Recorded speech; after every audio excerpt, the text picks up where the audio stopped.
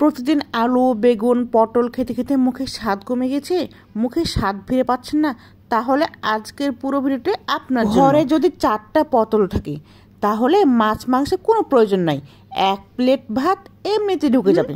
কি ভাবতেছেন পটল দিয়ে কোন একটা আইটেম বানাবো? কখনোই না। আলু পটল বেগুন আমরা তো রেগুলার খাই, আজকে ফেলে দেওয়া পটলের খোসা বেশি ভর্তা বানাবো, যা দেখে জিভে জল চলে আসার মতো অবস্থা হয়ে যাবে। তো চলুন ঝটপট দেখে নিই কিভাবে পটলের খোসার ভর্তা বানানো হয়। ভালোভাবে ধুয়ে বোটা ফেলে এরপর পিলারের সাহায্যে সবগুলো পটলের খোসা ছিলে নিয়েছি। ছিলে রাখা পটলগুলো আলাদা জায়গায় রেখে দিয়েছি। আজকে শুধু পটলের খোসা আমার সবগুলো পটল খোসা ঝাঁকাতে নিয়ে নিয়েছি, চাইলে আরেকবার ধুয়ে ফেলতে পারেন। সাথে নিয়ে নিয়েছি শুটকি চিংড়ি। চিংড়ি শুটগুলো যাতে মেডিসিন দেওয়া থাকে তাই চুলায় বসিয়ে গরম করে নেব। প্রায় কড়াই বসে কড়াই গরম হয়ে আসলে সবগুলো চিংড়ি শুটকি দিয়ে দিয়েছি। চুলার আঁচ মিডিয়াম টু লো হিটে রেখে কিছুক্ষণ ভেজে নেওয়ার পর 1 কাপ মতো পানি দিয়ে দিব, যাতে চিংড়ি শুটকিতে দেওয়া মেডিসিনগুলো নষ্ট হয়ে যায়। 2 থেকে 3 মিনিট চুলাতে ফুটানোর পর নরমাল পানিতে ভালোভাবে ধুয়ে নেব, যাতে চিংড়িতে লেগে থাকা বালি ময়লা সবগুলো বের হয়ে যায়। খোসার ভর্তা বানাতে কি কি আইটেম লাগছে দেখিয়ে দিই।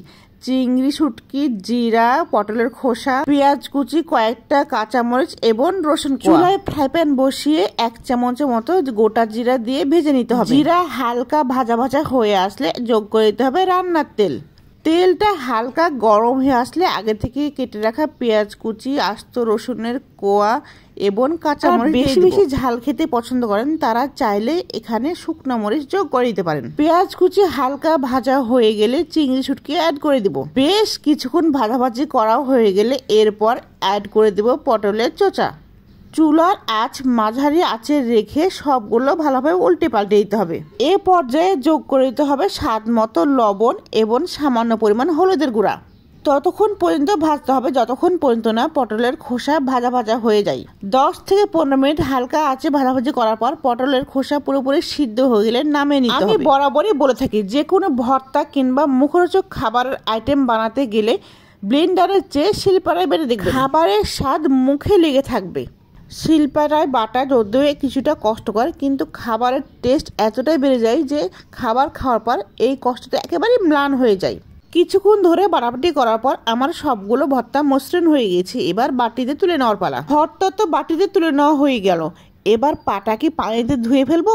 কখনোই না। শিলপাটায় ভর্তা বানানোর পর সেই পাটায় গরম গরম ভাত মাখিয়ে খেতে যা মজা লাগে। পাটায় মাখানো ভাত যারা কখনোই খেয়ে দেখেননি তারা একবার হলেও খেয়ে দেখবেন। তো তৈরি হয়ে গিয়েছে আমার মজাদার স্পাইসি পটলের চোচার ভর্তা। ছিল আমার আজকের ব্লগটি কেমন লাগলো কমেন্টে অবশ্যই জানিয়ে যাবেন।